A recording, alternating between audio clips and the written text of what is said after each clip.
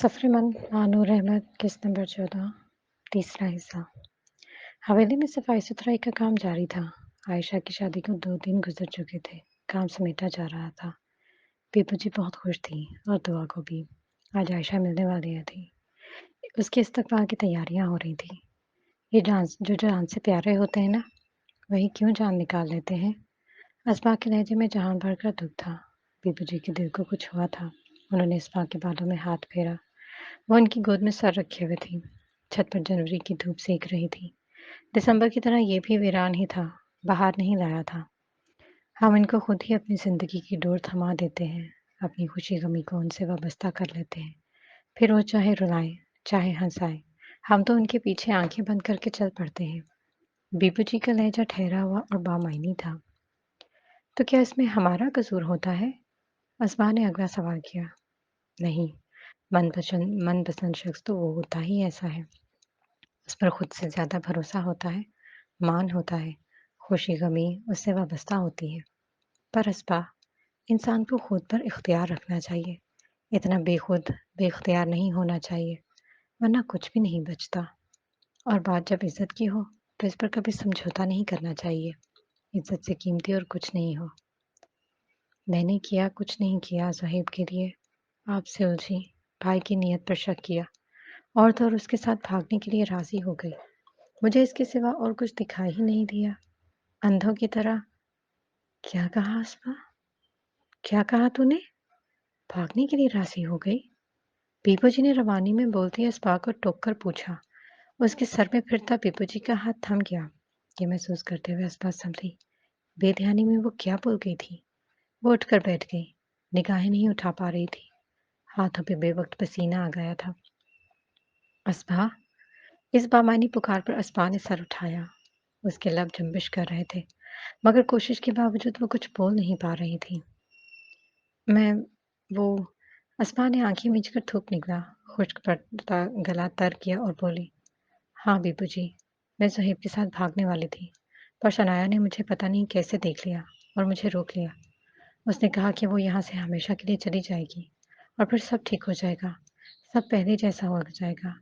मैंने उसकी बात मान ली और रुक गई, और अगले दिन वो चली गई। अस्मा ने कहानी सुना दी, उस भयानक रात की। ज़ुहैब ने तुमको भागने के लिए कहा था? बीबू जी ने सवाल किया।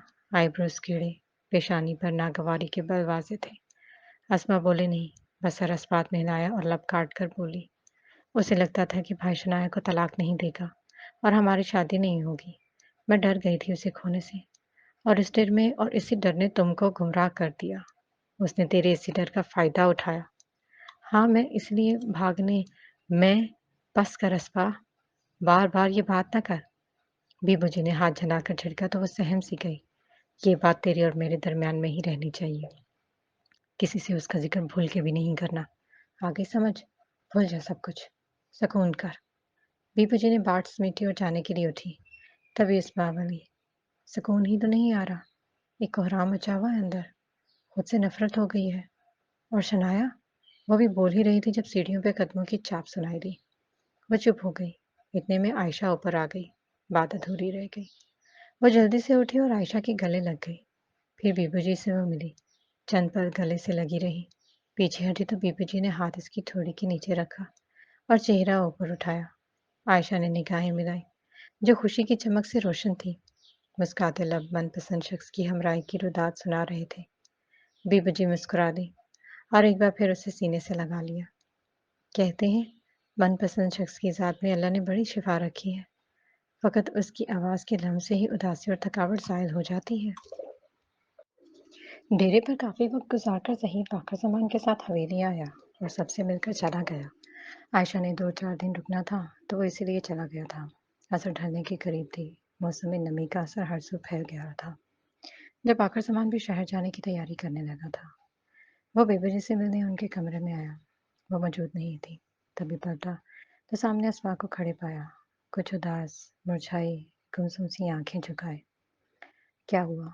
बाकर ज़मान ने नरमी से पूछा। वो उसके साथ चाह कर भी सख्ती नहीं कर सकता था। बहुत अजीज थी उसे। ऊपर देखो अस्पा। उसे खामोश पाकर दोबारा मुखातिब किया। वो शनाया को वापस ले आए। लफ्ज़ बिखर कर ज़बान से निकले थे बदवक़्त। क्या? वो हैरान हुआ था। आईब्रो उचकाकर नासमझी में उसने उसे देखा। वो बुरी नहीं थी। उसकी नीयत में कोई खोट नहीं था। वो मेरी अस्बा रवानी में बोलती अस्बा को बाकर ज़मान ने टोका और कहा, तुम इसके बारे में इतना नहीं सोचो। अपना ख़्याल रखो। लेकिन उसने लब हिलाए। इतने में बाकर ज़मान का मोबाइल बजने लगा। ब्राउन जैकेट की जेब से उसने मोबाइल निकाला, स्क्रीन पर निगाह डालकर अस्बा से मुखातिब हुआ। जा रहा हूँ मैं। बीबू जी को बता देना। अब पता नहीं वो किधर है। मुझे देर हो रही है। इतनी बात करके उसने मुस्कुराकर अस्बा के सर पर हाथ रखा। वो आंखें सख्ती से मीच गई और अगले ही लम्हे कॉल अटेंड किए वो कमरे से निकल गया। मगर वो नहीं जानता था कि शनाया के जिक्र से अब भागना बेकार था। वो अपनी बेपनाह मोहब्बत की खुशबू हर तरफ फैला कर गई थी। ये मोहब्बत कभी सूरज की तरह चमकती है, मगर इसमें धूप नहीं होती, और कभी यकलख सर्दी की तरह वारिद होकर भी शोला बनकर ऐसे लपकती है कि वजूद तो क्या रूह तक झुलसा देती है। कभी रात का तारा बनकर नूर की मानिंद चांदनी बखेरती है, और कभी चांदनी में भी सब कुछ अंधेरा कर देती है। ये विसल में खिजा में भी बहार की तरह होती है। अंधेरे में चांद की दूधियां चांदनी की तरह और दिल के सहरा में फूल खिला देती है। फिराक बन के उतरे तो बहार भी खिजा, समंदर में प्यास, फूल में कांटे, कायनात के सारे रंग फीके बेमैनी बेवकत। वो ड्राइविंग सीट पर मुस्तरिब सा बैठा इर्द गिर्द के माहौल से बेनियाज बेपरवाह। उसकी पेशानी पर सोच की लकीरें वाज़ेह थी। बेचैनी के आलम में स्टीयरिंग पे जमे मजबूत हाथ की उंगलियां व्हील के किनारे पर थिरक रही थी। कानों में चंद जुमलों की गूंज थी, जिन्हें वो लाशऊर में दबाने की बारहा कोशिश कर चुका था, मगर नाकाम रहा था। वो आप पे मरती थी, और आपने भी मारने में कोई कसर नहीं छोड़ी। इस जुमले की गूंज पर वो मजीद बेआराम हुआ। उसकी नीयत में कोई खोट नहीं था। बाकर जमान ने कुछ उलझकर पेशानी पर हाथ मारा, निचला लब काटा, और एक शौरी कोशिश से सारे ख्याल झटक कर गाड़ी की तरफ मुतवज्जे हो गया। उसे शनाया के बारे में नहीं सोचना था। सोच भी कैसे सकता था? उसे खुद ही तो हर बार धुतकारा था। अब कैसे नरम पड़ सकता था? मगर मोहब्बत की आग होती बहुत खतरनाक है। ये मुकाबले को भले जला न सके, मगर उसके अंदर चिंगारी जरूर दहका देती है, और वो सुलगती चिंगारी उसका सुकून से वास्ता बड़ी बेदर्दी से तोड़ देती है। हर वक्त बेताब रखती है, और बाका जमान का अब बेताबी का सफर शुरू होने वाला था। ये मोहब्बत का सफर बड़ा अजीब है। इस सफर में कभी कभी मंजिल के सामने बैठकर रोना मुकद्दर हो जाता है। रात की खामोशी और तन्हाई में इंसान पर हैरत अंगेज भेद खुलते हैं। गुजरे लम्हे लपक लपक कर जहन पर हमलावर होते हैं। शऊर और लाशऊर की जंग छिड़ जाती है। वो बातें, यादें जो इंसान पी गया होता है, वही शऊर में आकर हलचल सी मचा देती हैं। बाकर जमान की हालत भी कुछ ऐसी ही थी, बेचैन सी। जब से वो गांव से लौटा था, वो अपनी हालत को समझ नहीं पा रहा था। वो उदास, बेआराम था। ये अंदाजा उसे हो रहा था। मगर उदास था क्यों? ये बात समझने से वो कासिर था। उसकी रात ऐसे ही गुजरी थी, सोते, जागते, और वो फजर के वक्त उठ गया था, हमेशा की तरह। नमाज अदा करके उसने दिन का आगाज किया था। ये दिन उसका काफी मसरूफियत वाला था। नाश्ते के बाद वो ऑफिस चला गया और कई पेंडिंग मीटिंग्स निपटाई थी। सारा दिन मसरूफियत में ही गुजरा था, और हमेशा की तरह उसने अंदर अंदर की टूट-फूट का किसी को अंदाज़ा नहीं होने दिया। हशाश-बशाश रहा था। वजह चेहरे पर सारी उलझनें छुपाए वो काम निपटाता रहा था। अगले 3-4 दिन बाकर ज़मान ने मसरूफ़ियत में ही गुज़ारे थे। दिन भर ऑफ़िस में रहता, और रात को उसकी बेचैनी उसे सोने नहीं देती थी। वो अपने जज़्बात को समझ नहीं पा रहा था। बार-बार शनाया का ख़्याल आना, उसकी बातें, ज़िद आना, याद आना, उसका रवैया, और फिर उसका वो रूप जो हवेली के मकीन उसे दिखाने की कोशिश कर रहे थे। वो एक तरह से उलझ गया था, और उस उलझन को वो ना तो नज़रअंदाज कर पा रहा था और ना ही सुलझा पा रहा था। अजीब सी अनदेखी कशिश थी जो उसे शनाया की तरफ खींच रही थी, मगर ये बात वो मान नहीं सकता था। मानना आसान भी नहीं था। वो नहीं जानता था कि ये अनोखी कोशिश उससे क्या-क्या तावान वसूल करने वाली थी। हर गुजरता लम्हा शनाया के अंदर खिज़ा की सी वीरानी फैला रहा था। बाकर ज़मां की याद का साया ہر وقت اسے بے چین کیے رکھتا۔ اس کی کمی محسوس ہونے کی شدت سے اسے اندازہ ہو گیا تھا کہ اس کے اندر باقر زمان کی موجودگی کتنی گہری ہے۔ وہ مان چکی تھی باقر زمان کو بھلانا ناممکن تھا۔ وہ اس حقیقت کو سمجھ چکی تھی۔ ہجر جدائی اس کا مقدر تھا اور مقدر سے کب لڑا جا سکتا ہے؟ مقدر بدل بھی دو تو وہی ہو سکتا ہے جو مقدر بدل بھی وہی سکتا ہے جو مقدر بناتا ہے۔ شنایا نے پچھلے کچھ عرصے سے بے چینیوں سے بھاگنا چھوڑ دیا تھا۔ ہر بے چینی بےتابی کو وہ اللہ کے حضور لے کر حاضر ہو جاتی۔ وہ سمجھ گئی تھی اللہ کے سوا کوئی اس کے درد کو سمجھ نہیں سکتا تھا۔ وہی اسے اندھیروں سے نکال سکتا تھا، تنہائیوں کی جھرمٹوں کو اس کے لیے خوشیوں کی بہار بنا سکتا تھا۔ وہ خاموشی سے 90 انچی صوفے پر بیٹھی تھی، سر کو صوفے سے ٹکا رکھا تھا، آنکھیں بند تھیں اور بند آنکھوں کے سامنے اندھیرا تھا، اور اس اندھیرے میں ایک عکس اسے دکھائی دے رہا تھا جو واضح ہونے پر باقر زمان کی صورت میں ڈھلنے لگا تھا۔ وہ اسے دیکھ کر روح کی تشفی کرنا چاہتی تھی کہ اچانک اس کے گھٹنے پر کسی نے ہاتھ رکھا۔ اس نے چونک کر آنکھیں کھولی اور ملنے لگی۔ پاکستان تو نہیں پہنچ گئی تھی؟ زوئی نے چپتا سوال کیا اور کافی کا بھاپ اڑاتا مگ اس کے سامنے میز پر رکھ دیا۔ شنایا ایک دن پہلے ہی کینیڈا کے شہر اوٹاوا میں پہنچی تھی اور اب زوئی ہاسٹل سے اسے ملنے آئی تھی۔ کیا سوچ رہی تھی؟ زوئی نے دوبارہ پوچھا اور مزید کہا، اب یہ نہیں کہنا کہ باقر زمان کو یاد کر رہی تھی۔ اس نے چھیڑا تھا۔ نہیں، کچھ سوچ ہی تو نہیں پا رہی۔ خشک لبوں پر زبان پھیری اور سیدھی ہو کر بیٹھی۔ کیا مطلب؟ زوئی جان کر بھی انجان بنی اور اس کے سامنے والے صوفے پر بیٹھ گئی۔ کچھ سوچنے لگے تو سوچ کر جا کا ہر دھاگا وہ بن جاتا ہے، بلا وجہ ہی خیال کا سلسلہ اس سے جڑ جاتا ہے۔ شنایا مگ اٹھا کر اس کے کناروں پر انگلی پھیرنے لگی تھی۔ جھیل سی گہری نگاہیں کسی غیر مرئی نقطے میں اٹکی ہوئی تھی۔ نیوی بلو ڈریس پر بلیک سٹالر کندھوں کے گرد لپیٹ رکھا تھا۔ بال کیچر کی قید میں تھے۔ اسے یاد نہیں کرنا پڑتا، وہ خود ہی یاد آ جاتا ہے یار، اور ایسے یاد آتا ہے کہ میرے حواسوں پر حاوی ہو جاتا ہے۔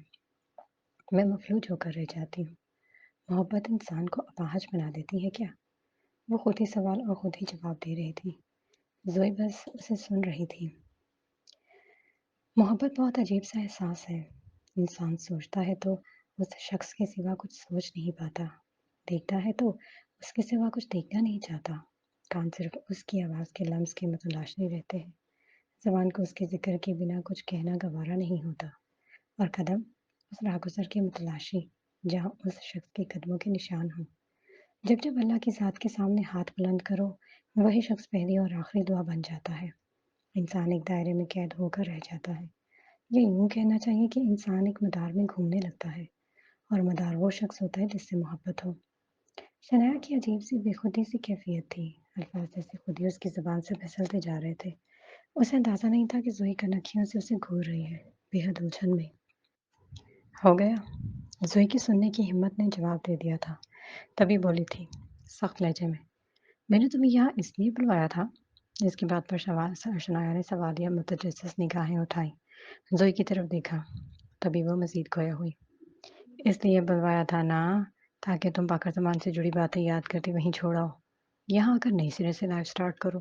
جس نے تمہیں تمہاری محبت کی قدر نہیں کی، سمجھا ہی نہیں تمہارے جذبات کو، تو اس کی یادوں کو سینے سے لگائے بیٹھی ہو۔ لو شنایا، اب ایسا نہیں ہو سکتا۔ تم نے پہلے بھی اپنی منمانی کی تھی، مگر اب نہیں۔ زوئی خفا تھی، سخت روجھے لہجے میں صاف ظاہر تھا۔ بتایا تو ہے تمہیں، یاد نہیں کرتی؟ خود ہی یاد۔ شنایا تم ایسا نہیں کرو گی، اب اس رشتے کو ختم کرو گی، اور اب کچھ نہیں زوئی، کچھ نہیں۔ شنایا نے اس کی بات کا مطلب سمجھتے ہوئے جواب دیا تھا۔ اس کی آنکھوں میں نمی اور آواز میں حزن و ملال تھا۔ وہ اسی بات سے چھٹکارا پانے کے لیے تو پاکستان چھوڑ کر آئی تھی، اور یہاں بھی اب زوئی نے وہی ذکر چھیڑ دیا تھا۔ وہ مشکل میں پڑ گئی تھی، مگر اسے یقین کامل تھا کہ اس کا رب اسے ہر مشکل سے نکال لے گا، اس کا راستہ آسان کرے گا۔ انسان پر مشکل وقت آتا ہے کچھ سکھانے سمجھانے کے لیے۔ یاد آتے ہیں اف گناہ کیا کیا محسن، ایک محبت کر لی، دوسرا تم سے کر لی۔ کچھ چہرے دوا کی طرح ہوتے ہیں، ان کو دیکھتے ہی شفا مل جاتی ہے۔ حویلی میں عائشہ کی موجودگی سے بہت رونق رہی تھی۔ اب وہ جانے کی تیاری میں تھی۔ ظہیر کی والدہ اسے لینے آئی ہوئی تھی۔ وہ اپنے کمرے میں کپڑے سمیٹ رہی تھی جب اسبا اس کے پاس آئی اور آتے ہوئی پوچھا، جا رہی ہو؟ تیری موجودگی سے بہت رونق تھی۔ اب وہ اداسی سے مخاطب تھی۔ عائشہ نے بیگ کی زپ بند کی اور اسبا کے سامنے آ کھڑی ہوئی۔ میری موجودگی سے رونق نہیں تھی اسبا، تو بس دل کو بہلاوے دے رہی ہے، کیونکہ تیرا دل بجھا ہوا ہے، ٹوٹا ہوا ہے۔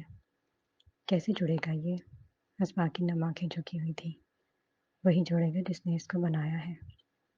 اس کا اشارہ اللہ کی ذات کی طرف تھا۔ عائشہ نے اسے پلنگ پر بٹھایا، خود بھی ساتھ بیٹھی اور اس کا ہاتھ تھام لیا۔ زہیب بھائی ہے میرا، ماں جایا ہے، اس سے اوپر کالی رات ہے مجھے، پر اس کے لیے محبت، مان، بھروسے جیسے جذبے کوئی معنی نہیں رکھتے۔ محبت کا جذبہ تو ہیرو سے بھی قیمتی ہوتا ہے، اسے اس طرح مٹی میں نہ رول، مضبوط کر خود کو۔ زہیب اس جذبے کا اہل نہیں ہے اسبا۔ وہ جواباً کچھ نہیں بولی، چپ چاپ بیٹھی رہی، مکھر آنکھیں چپ نہیں رہ سکی، ان سے نمکین پانی بہہ نکلا تھا جس میں کسی جان سے پیارے کی بے وفائی کے ستم کا دکھ تھا، وعدوں کی پامالی کا کب اور جانے کیا کیا تکلیفیں چھپی ہوئی تھیں جن کو چھپانے کا ہنر ابھی اسبا کو نہیں آیا تھا۔ چھپانا اسباب نے آسان بھی کہا تھا، یہ جان لیوا دکھ جسے اس نے بے قرار چاہا تھا، دل کے ہر کونے کا حقدار اسے بنایا تھا، زندگی کی بھیڑ میں بیچ رہا آدھے سفر میں وہی اسے بے وقت کر کے چھوڑ گیا تھا، پر ابھی اس کی آہٹ پہ اس کا دل ڈوب سا جاتا تھا اور اس کا ذکر ایک پل کے لیے ہی صحیح مگر اسبا کو مضطرب سا کر دیتا تھا۔ اپنی کوری زندگی کو روگی نہ بنا۔ عائشہ کے مشورے پر اسبا نے اس کی طرف چہرہ پھیر کر دیکھا، چند پل اس کی خوشی سے تمکتے چہرے کو دیکھتی رہی، پھر اس ہلکا سا مسکرائی، اداس، نامکمل سا، اس ہلکا مثبت انداز میں جنبش تھی۔ وہ سمجھ گئی، وہ اپنا درد عائشہ کو نہیں سمجھا سکتی تھی۔ جس نے محبت حاصل کر لی ہو، بھلا وہ کیسے ہجر فراق کی رمز جان سکتا ہے؟ جسے محبت کے بدلے محبت ملے، وفا کے بدلے وفا، نہ شب انتظار، نہ غم فراق، جس کی حکومت دل پہ ہو، جسے پل پل روز و شب سوچا ہو، وہی شریک سفر ہو۔ ایسا انسان قسمت کا دھنی اس انسان کا دکھ کیسے سمجھ سکتا ہے جسے محبت کے بدلے فریب ملا ہو، وفا کے بدلے بے وفائی، سمندر میں کھڑا پیاسا رہ جائے، جسے ہر لمحے سوچے وہ ویسا نکلے جیسا سوچا تھا۔ اسماء اور عائشہ کی باتوں میں اتنا ہی فرق تھا، عائشہ نے دل ٹوٹنے کا دکھ سہا نہیں تھا، اسماء نے سہا تھا، اور جس کا دل ٹوٹے اس کا دکھ بھی وہی سمجھ سکتا ہے۔ زہیب کے واقعے سے کیا دشمنی ہوگی جو اس نے قاتلانہ حملہ کروایا؟ اس سوال پر اسماء نے عائشہ کی طرف چونک کر دیکھا، سوالیہ، متجسس۔ تبھی عائشہ بولی، سر باقر زمان کی کامیابی، عزت، شہرت، اس پہ حسد کرتا ہے زہیب، اور لالچ ایسا۔ عائشہ نے جملہ ادھورا چھوڑ دیا، دانستہ۔ اس کی آنکھیں بھیگ گئی تھی کیونکہ وہ زہیب کے لالچ کا سیاہ رنگ بڑی اچھی طرح سے دیکھ چکی تھی۔ وہ منظر مر کے بھی وہ بھول نہیں سکتی تھی۔ بیبو جی بلا رہی ہیں دونوں کو، شمو نے اندر آتے ہی کہا۔ وہ دونوں اٹھیں، آنسو صاف کیے، عائشہ کا بیگ اسپا نے اٹھا لیا۔ دونوں دوسرے پورشن میں آئیں جہاں صحن میں بیبو جی، نفیسہ، آمنہ اور ظہیر کی والدہ بیٹھی تھی۔ عائشہ کے آتے ہی وہ کھڑی ہوئی، وہ جانے کے لیے تیار بیٹھی تھی، صرف عائشہ کے آنے کا انتظار تھا۔ نفیسہ ایک بار پھر کمزور پڑی تھی، آنکھیں ڈبڈبانے لگی تھی۔ بیبو جی نے ڈپٹا تو آنسو پلوں سے پونچھے اور دعاؤں کے سائے میں عائشہ کو وداع کر دیا۔ کچھ دعاؤں میں بڑی عجیب سی کیفیت وارد ہوتی ہے، جیسے ہی ہاتھ اٹھتے ہیں الفاظ کہیں کھو جاتے ہیں، مگر سانس وجود کا رواں رواں اور اشک دعا بن جاتے ہیں۔ نئی لائف سٹارٹ کرنے سے کیا مطلب ہے تمہارا؟ صاف واضح لفظوں میں پوچھا۔ یہی کہ تم باقر سے ڈیورس لے کر شادی پس کر دے۔ شنایا نے اسے درشتگی سے ٹوکا تو وہ چونکی، اور چونکنے کی وجہ اس کا لہجہ سخت تھا۔ شنایا کا اسے زویا کہہ کر ٹوکنا تھا، وہ تو ہمیشہ اسے زوئی کہہ کر مخاطب کرتی تھی۔ وہ حیران تھی یوں زویا کہنے پر۔ تم یہ بات کیسے سوچ بھی سکتی ہو، میں کسی اور سے شادی؟ شنایا نے بات ادھوری چھوڑ دی اور بیڈ سے اٹھ کھڑی ہوئی، چند پل بے یقینی سے زوئی کو دیکھا اور پھر ونڈو کی جانب چلنے لگی، تبھی گویا ہوئی۔ میں نے تو محبت کی ابتدا ہی انتہا سے کی تھی، اور اب جس مقام پر ہوں۔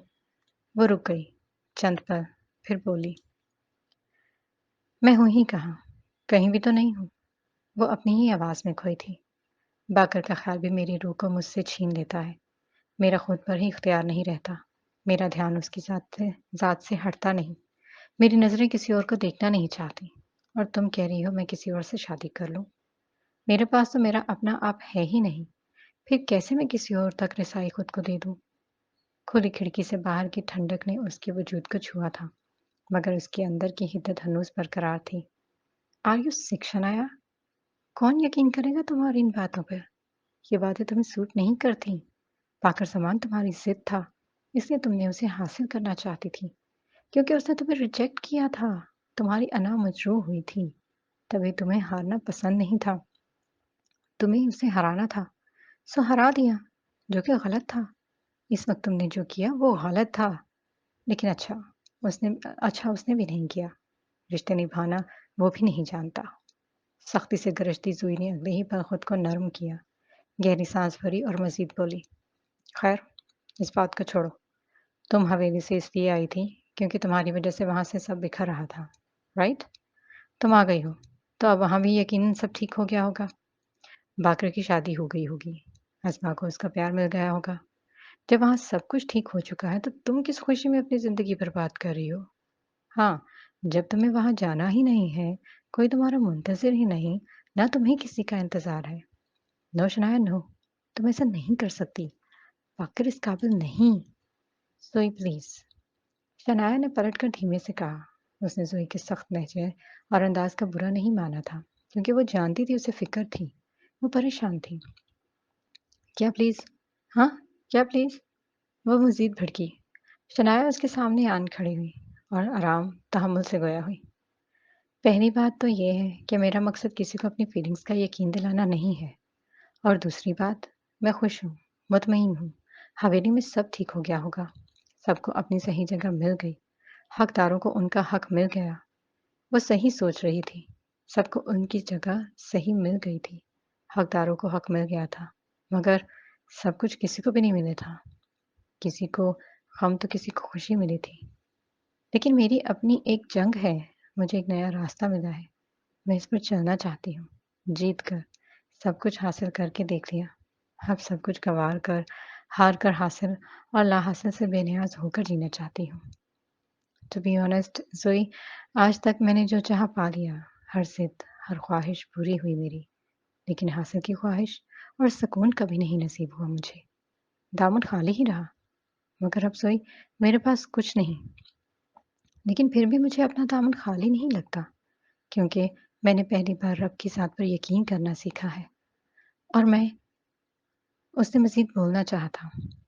یو آر ٹوٹلی سک، زوئی نے ٹوک کر کہا اور نفی میں بے یقینی سے سر ہلایا۔ یس آئی ایم سک، اس نے مضبوطی سے کہا۔ زوئی سنتے ہی غصے سے چلی گئی، مگر بات یہیں ختم نہیں ہوئی تھی۔ جنوری کے آخر کی دھوپ چمک رہی تھی، اس چمکتی دھوپ میں عائشہ کا چہرہ بھی خوشی سے دمک رہا تھا۔ وہ گھر کے باہر گاڑی کے قریب کھڑی تھی، ظہیر اور اس کے والدین شہر جانے لگے تھے، اور عائشہ انہیں وداع کرنے کے لیے کھڑی تھی۔ اگلے ہی پل ان کی گاڑی چلی گئی۔ عائشہ گھر کی طرف پلٹی، تبھی گاڑی نے ہارن دیا، وہ رک گئی، مڑ کر دیکھا تو گاڑی باقر زمان کی تھی۔ وہ گاڑی دیکھ کر وہیں رک گئی اور دوپٹہ سنبھالنے لگی، اتنے میں گاڑی اس کے سامنے آن رکی۔ وہ گاڑی سے اترا۔ آپ یہاں؟ عائشہ نے تعجب اور خوشی سے ملے جلے تاثرات چہرے پر سجائے پوچھا۔ کیوں، میں یہاں نہیں آ سکتا کیا؟ جواباً پوچھا۔ ارے نہیں، ایسی بات نہیں، آپ آ سکتے ہیں، بالکل آ سکتے ہیں۔ دراصل اس سے پہلے اس نے بات دانستہ ادھوری چھوڑی۔ وہ کہنا چاہتی تھی کہ اتنے دنوں میں گلزار احمد یا زہیب تو ملنے آئے نہیں تھے، فون تک نہیں کیا تھا۔ خیر چھوڑیں اس بات کو، اندر آئیے، عائشہ نے کہا، اور پھر دونوں اندر آ گئے اور وہیں صحن پہ بیٹھ گئے جہاں کرسیاں اور چارپائیاں پڑی تھیں۔ عائشہ جانے لگی تو باقر زمان نے روک لیا کہ اسے کچھ کھانا پینا نہیں۔ یہ کیا ہے؟ کاغذات دیکھ کر عائشہ نے حیرانی سے پوچھا۔ وہ کرسی پر بیٹھ گئی تھی۔ کاغذات ہیں، باقر زمان نے مسکرا کر جواب دیا، تو عائشہ بھی مسکرا دی اور بولی، یہ تو میں بھی دیکھ رہی ہوں، پر ہیں کس چیز کے؟ گھر کے، مختصر جواب دیا اور کرسی کی پشت سے ٹیک لگا لی۔ گھر؟ وہ نہیں سمجھ سکتی تھی، حیران تھی۔ ہاں گھر، تمہارے لیے لیا ہے، یہ اس کے کاغذات ہیں جو تمہارے نام ہیں۔ عائشہ کرنٹ کھا کر اٹھی، آنکھوں کے سامنے شادی کے دن والا منظر گھوم گیا۔ اسے اپنا وعدہ یاد آیا۔ وہ فوراً بولی، میں میں یہ نہیں رکھ سکتی۔ مجھے اور ابو مجھے ابو اور زہیب سے کچھ نہیں چاہیے۔ اس نے صاف انکار کیا۔ باقر زمان پریشان سا ہو گیا اور کچھ حیران بھی۔ یہ میں لے کر آیا ہوں عائشہ۔ دیکھو میں نہیں جانتا میری سوچ صحیح ہے یا غلط، کسی کو پسند آتی ہے یا نہیں، مگر میں بات یہیں روکے وہ چپ ہوا، ٹیک چھوڑی اور سیدھا ہو کر بیٹھا۔ تبھی بولا، جو میری ماں کے ساتھ ہوا میں نہیں چاہتا وہ تمہارے اس ماں کے ساتھ یا کسی بھی لڑکی بیوی یا ماں کے ساتھ ہو، کوئی یوں گھر سے بے گھر ہو۔ خیر یہ تو بہت لمبی کہانی ہے، مگر بات یہی ہے کہ میں نہیں چاہتا تم ساری زندگی باپ اور شوہر کے گھر کے درمیان سفر کرتی رہو، اس لیے میں نے یہ گھر لیا ہے، تمہارا گھر، عائشہ کا گھر، جہاں تم سب رہ سکتے ہو۔ یہ احسان نہیں ہے عائشہ، حق ہے تمہارا۔ اس نے روانی میں بات مکمل کی اور تحمل سے عائشہ نے سنی تھی۔ وہ ہٹ کر کرسی پر بیٹھ گئی، کچھ کچھ الجھی سی۔ میرے حق کا آپ کو اتنا خیال ہے، حالانکہ میرا آپ پہ کوئی حق ہے بھی نہیں، اداسی سے کہا۔ ایسا کیوں کہہ رہی ہو؟ حویلی پر اس کی ہر چیز، ہر فرد پر تمہارا حق ہے، ہم سب پر۔ جس کا آپ پہ حق تھا اس کا خیال نہیں آتا آپ کو؟ اشارہ شنایا کی طرف تھا۔ باقر زبان بات کا مطلب سمجھتے ہوئے کچھ بے آرام سا ہوا۔ پہلو بدلا۔ اس کی اور میری لڑائی حق اور فرض کی نہیں تھی، بات صرف حق کی ہوتی تو میں ضرور ادا کر دیتا۔ میں حق کھانے والوں میں سے ہوں نہیں۔ اس نے مسکرا کر کہا، ہتھیلی کرسی کے بازو پر چند پل ماری اور پھر اٹھنے لگا۔ تبھی عائشہ بولی، میں ظہیر سے کیا کہوں گی؟ عائشہ نے کاغذات اٹھائے پوچھا، تحفہ ہے چھوٹا سا، اور تحفے رد نہیں کیا کرتے۔ یہ کہتے ساتھ ہی وہ اٹھ کھڑا ہوا۔ باقر، اپنے نام کی پکار پر وہ رک گیا، مڑا نہیں، وہیں کھڑا رہا۔ عائشہ پاس آ کھڑی ہوئی۔ مجھے لگتا ہے کہ اس بھرے جہان میں ایک شنایا ہے جو آپ کے لیے اپنی زندگی سے کھیل سکتی ہے، اور ایسے انسان کو گنوانے میں خسارہ ہی ہاتھ آتا ہے۔ کچھ خسارے مقدر میں لکھے ہوتے ہیں عائشہ، جن سے بچنا انسان کے بس میں نہیں ہوتا۔ اس نے گمسم سا جواب دیا اور لمبے لمبے ڈگ بھرتا دروازہ عبور کر گیا۔ عائشہ ہٹ کر وہیں چارپائی پر بیٹھتی چلی گئی۔ آنکھیں نم ہو گئی تھیں۔ صحیح کہا آپ نے، صحیح کہا باقر، کچھ خسارے مقدر میں لکھے ہوتے ہیں۔ اس کے بے چین من نے باقر زمان کے جملے کی تائید کی تھی۔ اس نے باپ اور بھائی کا جو روپ دیکھا تھا وہ اندر سے ٹوٹ گئی تھی۔ ہم کہاں جا رہے ہیں باقر سائن؟ مرید نے دھیرے سے پوچھا۔ وہ فرنٹ سیٹ پر بیٹھا تھا، باقر زمان خود ڈرائیو کر رہا تھا۔ اماں سے ملنے، باقر زمان نے مختصر جواب دیا اور گاڑی کی رفتار تیز کی۔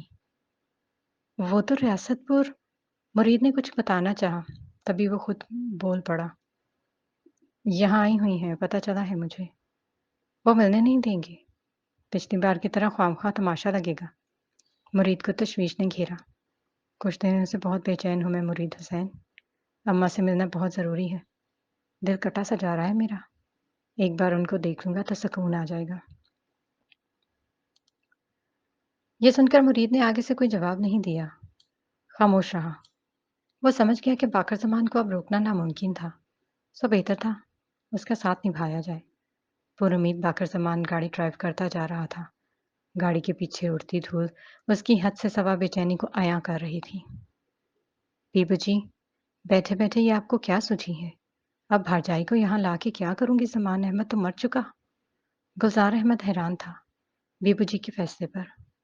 میں نہ تیری بھرجائی کو اور نہ زمان احمد کی بیوی کو لینے جا رہی ہوں، میں ناصر، باقر اور اسبا کی ماں کو لینے جا رہی ہوں، ایک حقدار کو اس کا حق اور اس کے حصے کی عزت دینے جا رہی ہوں، اور تو بھی میرے ساتھ چل، بیبو جی نے تحکم سے کہا اور اٹھ کھڑی ہوئی اجلت میں۔ میں گیا تو خواہ تماشا بن جانا ہے، انور شمیم کا بھائی، اس کا تو پتہ ہی ہے آپ کو، مجھے رہنے دیں، آپ ہو آؤ۔ چنگا، جے میں تیری مرضی۔ بیبو جی نے بحث کرنا مناسب نہیں سمجھا اور چل دی۔ میں چلتا ہوں آپ کے ساتھ۔ ناصر کی اس بات پر بیبو جی کے لب مسکرائے۔ وہ کچھ چونکی بھی تھی کہ ناصر بنا کہے خود ہی تیار ہو گیا تھا، اور باقر زمان بھی ماں سے ملنے جا رہا تھا۔ جانے دونوں بھائیوں کو کیسی بے چینی تھی، کیسا اضطراب تھا۔ وہ دونوں دروازہ عبور کرنے لگے تو سامنے غفور کھڑا تھا، بے حد پریشان، سر جھکائے۔ کیا ہوا غفورے؟ بیبو جی نے پوچھا۔ وہ विभू जी, उससे कुछ बोला नहीं गया। हाँ बोल, क्या हो गया है? तू इतना परेशान क्यों है? श श शमीम बीबी का इंतकाल हो गया है।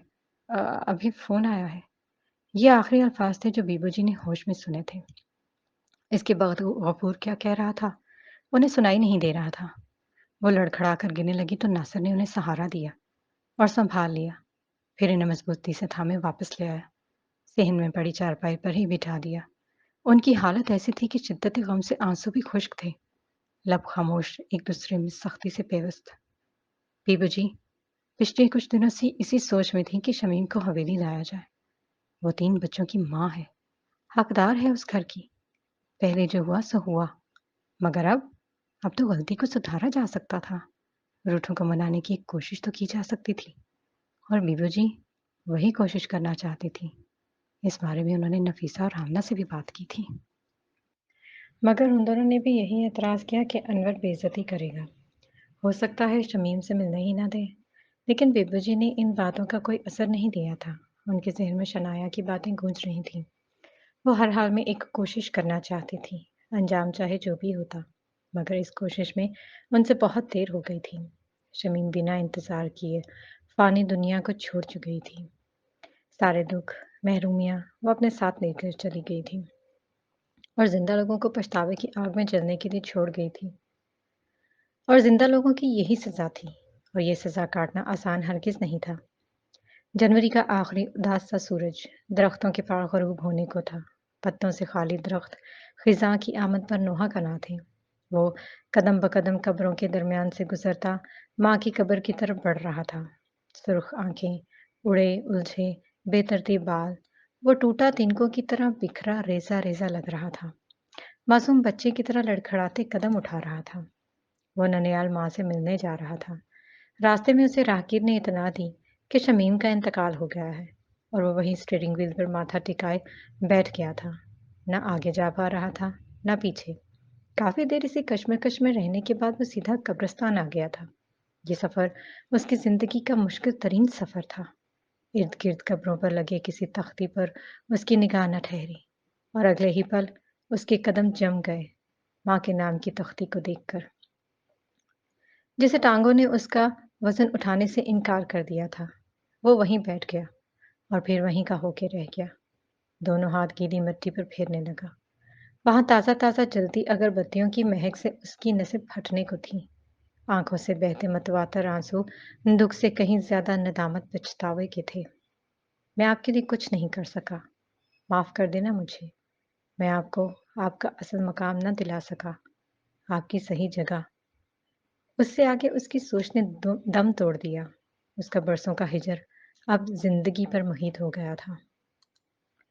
शाम के बाद का अंधेरा फैलने लगा था। हवा नमी का एहसास लिए चलने लगी थी।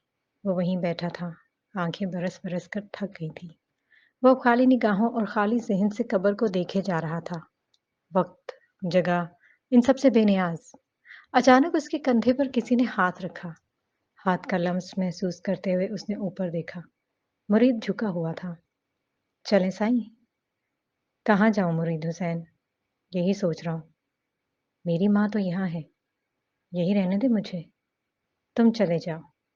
उसने इनकार किया, जैसे मासूम बच्चा ज़िद करता है। कायनात का यही निज़ाम है मेरा पुत्र।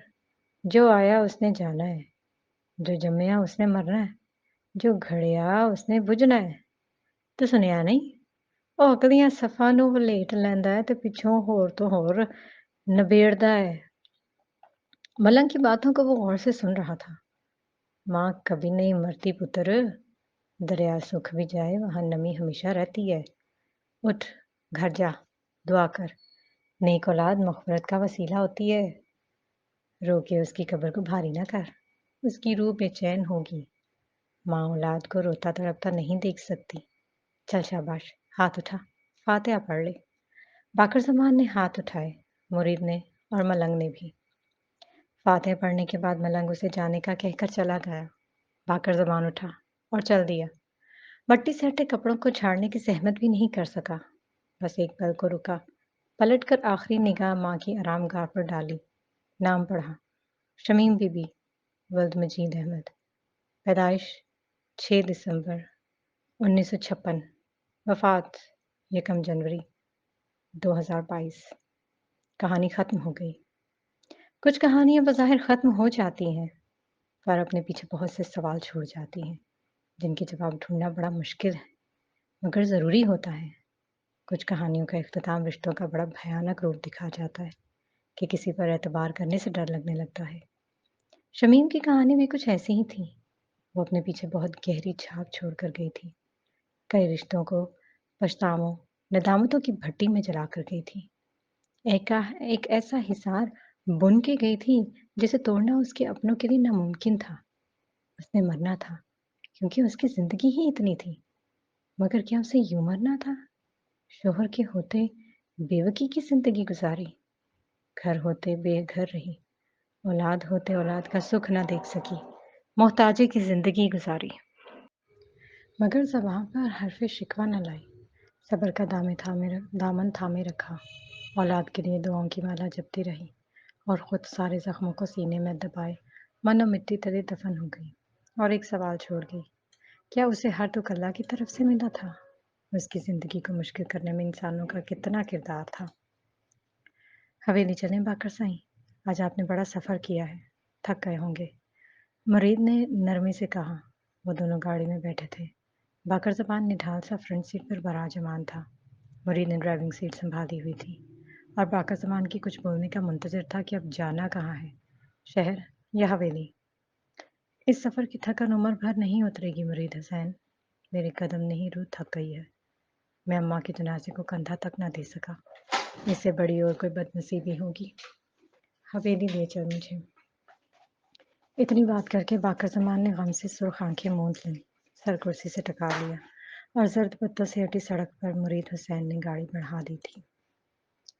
حویلی میں بتیاں جل رہی تھیں، پر لگتا تھا اندھیرا کم نہیں ہوا، افسردگی کا عالم تھا، حزن و ملال میں ہر چیز ڈوبی ہوئی تھی۔ یوں محسوس ہوتا تھا حویلی کی در و دیوار بھی نوحہ کا نہ تھے۔ وہاں کے ویران ماحول کو دیکھ کر لگتا شمیم کا جنازہ ابھی یہاں سے اٹھا تھا، حالانکہ اسے اس حویلی سے نکلے کئی ماہ و سال گزر گئے تھے۔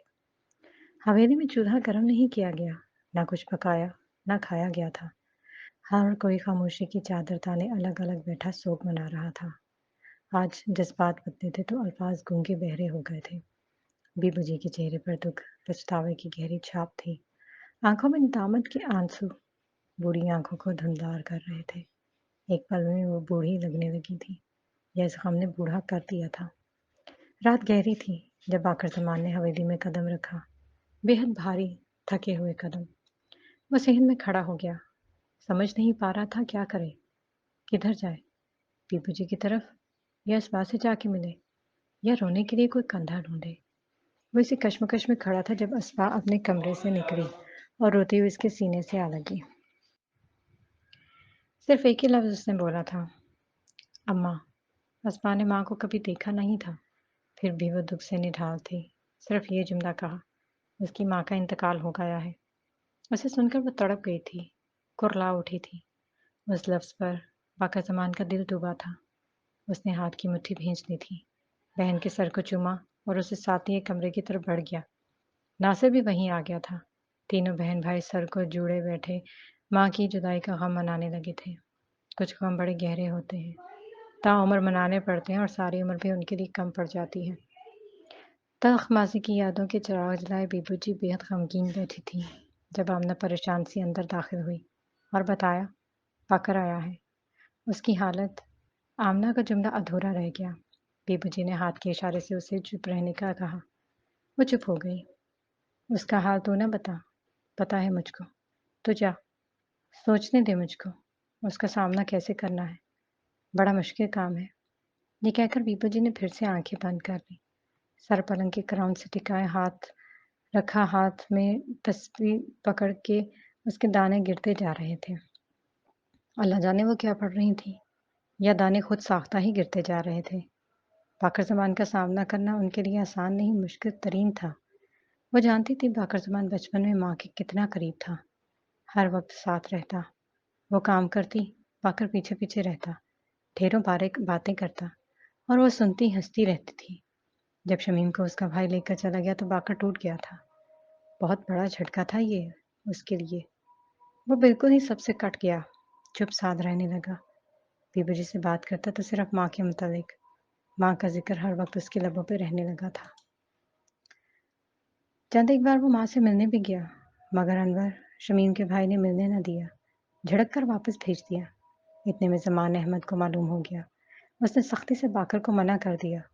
ماں سے ملنا تو دور، اس گاؤں کی طرف ہی نہیں جانا، لیکن باپ کی روکنے یا سختی کا اثر اس نے لیا نہیں تھا۔ پھر سے ماں سے ملنے جا پہنچا اور تب ہی شمیم اس سے ملی اور آرام سے سمجھایا، تو یہاں نہ آیا کر، تجھ کو کوئی جھڑکے، برا بھلا کہے، مجھ کو اچھا نہیں لگتا، تکلیف ہوتی ہے۔ اس دن کے بعد وہ پھر نہیں گیا۔ وہ ماں کو تکلیف دینے کا سوچ بھی نہیں سکتا تھا۔ تعلیم کے سلسلے میں گاؤں سے چلا گیا اور پھر وہیں بزنس کی دنیا میں قدم رکھ دیا۔ گاؤں سے اس کا من ہی اچاٹ ہو گیا تھا، مگر وہ مطمئن تھا کہ اس کی ماں زندہ سلامت تھی، کبھی نہ کبھی ملن ہو ہی جانا تھا۔ مگر اب تو وہ اس کی قبر پر فاتح پڑھ کر آیا تھا۔ ساری امید کے دیے خود ہی بجھ گئے تھے۔ اب اس کا سامنا کرنا، اس کی حالت دیکھنا اور اسے سمیٹنا ہرگز آسان نہیں تھا بیبو جی کے لیے۔ اور ان کو ایک دکھ اور بھی تھا جو اب مزید گہرا ہو گیا تھا، اور وہ دکھ اس موت کا تھا جو شمیم کی حویلی سے جانے سے ہوئی تھی۔